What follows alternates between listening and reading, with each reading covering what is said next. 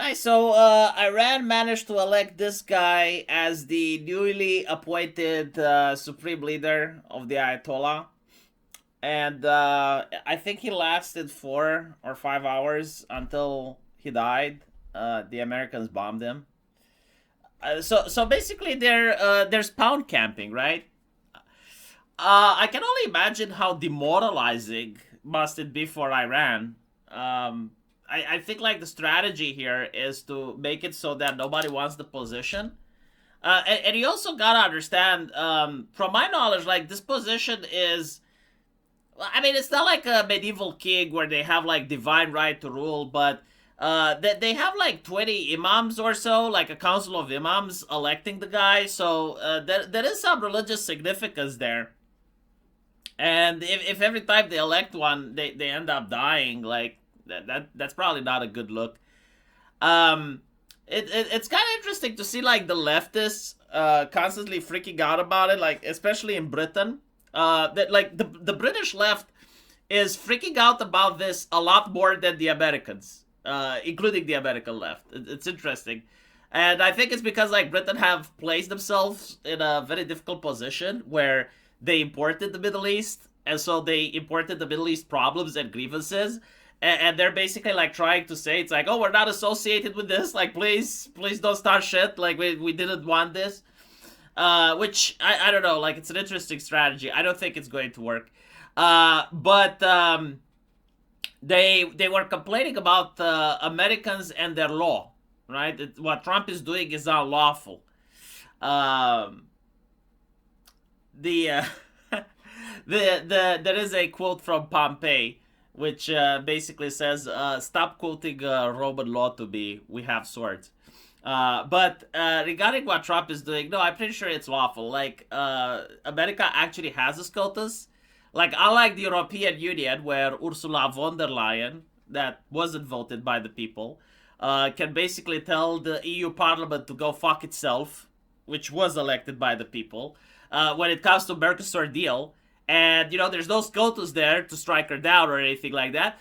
In the United States, like many of Trump's executive decisions have been struck down by SCOTUS. So if something is happening, it's probably because it's legal.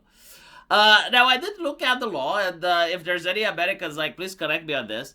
The U.S. president actually has the authority to start attacking foreign nations, and the Congress, they have like 30 to 60 days in order to allow the attack to continue or to call it off.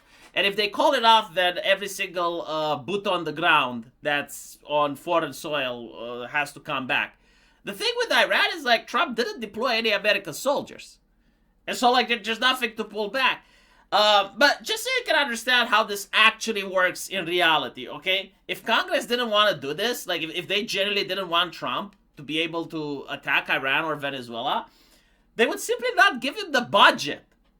Like they are the ones that are controlling the finances, right? And so like if the politicians were legitimately against Donald Trump starting these wars, they would simply not vote on his budget, but they did vote on his budget, which means that they are consenting to this. So like anyone that's like, oh my goodness, like he's doing it without Congress's approval. I mean, okay, like directly speaking, yes, right? Like Congress wasn't asked, but like behind closed doors, I know this is shocking. Politicians actually do talk to each other, and I'm pretty sure that Trump not just attacked Venezuela, but they attacked Iran. He's not getting impeached. There's not even talks of impeaching him, right? And on top of that, like he keeps getting the money, like they keep vetting the purse for him. And so this genuinely means that yeah, like they're actually fine with it. So like British leftists, like you need to sit down and rest assured that America is unironically more democratic than your nation. I'm just saying, and everyone is concerned about America. Like you notice that, and this is what's the most amusing part. It's like everyone is concerned about democracy in America. Democracy in America. No one is concerned about democracy in Iran for some reason. Like why is America held to a different standard than Iran? I'm just asking, I keep seeing in the news about how evil Trump is because he's bombing people and shit. But then nothing in the news about the people that Iran murdered, right? Like they apparently, allegedly, I haven't seen them deny this, but there were protests in Iran a couple of weeks ago, and apparently the massacre may have been worse than Tiananmen Square, right? So like people constantly hold this over China, which they should, right? Like Tiananmen Square was horrible, but when Iran does it, well, it's fine. It's why is it fine though? I'm just curious. Like why is it fine? Because like here's the thing. Either you get to say every country gets to do whatever the fuck it wants within its borders, as long as it doesn't bother anyone else, right? Or you get to criticize Donald Trump for being a fascist. And if you criticize Donald Trump for being a fascist, like surely you must have like some criticism for Iran. Not a lot of them, but like at least a couple, right? No? Why not? Is it because they're chanting death to America? Like, do you agree with that? Oh, now it starts to make sense. And by the way, did you notice this in the papers? Like, they don't say the administration. Sorry, they don't say like the American military. They don't say the Pentagon. They don't even say the Republicans. They say Trump. Trump attacked. Trump did it. Trump that. They want you to hate one guy. That's the thing. Like when America talks about the European Union, they don't say Ursula von der Leyen did. Ursula von der Leyen said. Like no, they say the European Union, right? Like the institution. But when the EU press is writing about America, they don't say like the Republican administration or the GOP administration or the White House. Like no, it's Trump. Like he woke up one day and said, you know what I want to do? I want to bomb Iran. As if he doesn't have any generals advising him, as if he doesn't have other politicians from his party pushing for this. No, he just woke up one day and it's like, yeah, I want Maduro here. Like, bring him here. Can anyone bring Maduro here? Yeah, it's interesting because I'm looking at Trump's base, at least the one that I see on Twitter, right? Like, it may not be the same everywhere, but I'm looking at his base. And most people are getting hard-ons over this, right? Like the ability of America to just delete foreign leaders.